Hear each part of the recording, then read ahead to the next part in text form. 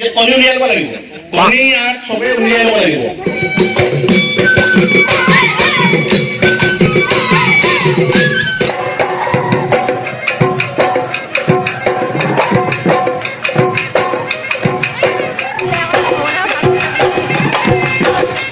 নমস্কাৰ সকলোকে স্বাগতম জনাইছোঁ এটি নতুন ভিডিঅ'লৈ। মই বৰ্তমান আছোঁ আমাৰ মুকলি বিহু তলিত। ইয়াতেই দ্বিতীয় বাৰ্ষিক মুকলি বিহু আয়োজন কৰিছে আমাৰ গাঁৱৰ ডেকা যুৱকসকলে।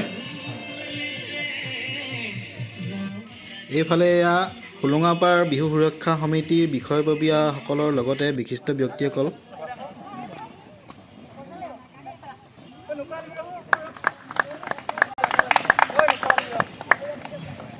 আমি ইয়াৰ পিছতেই মুকলি বিহু সমিতিৰ সভাপতি শ্ৰীযুত ৰমেন বৰপাত্ৰদেৱকো আমাৰ উদযাপন সমিতিৰ হৈ এখন ফুলাম গামোচাৰে সন্মান জনাবৰ কাৰণে অভিজিত বৰপাত্ৰক অনুৰোধ জনাইছোঁ।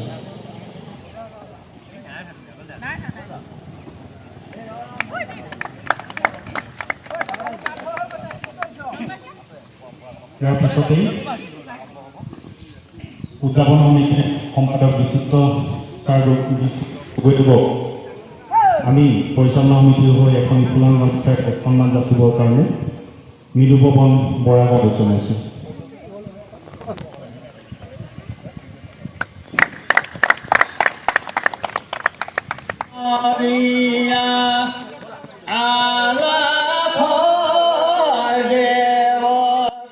এইফালে এটি বিহুগীতৰ কলিয়ে আমাৰ জীৱেশ্বৰ বৰ্তী ছাৰে আজি মুকলি বিহুখন শুভাৰম্ভ কৰিছে।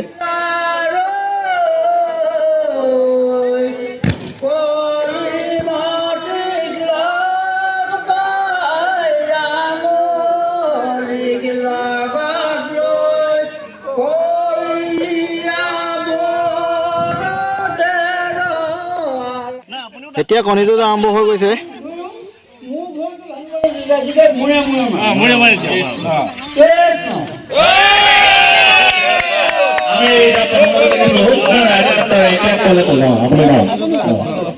লাহেকে মাৰিব দেই জোৰাকে মাৰ জিকিব লাগিব ন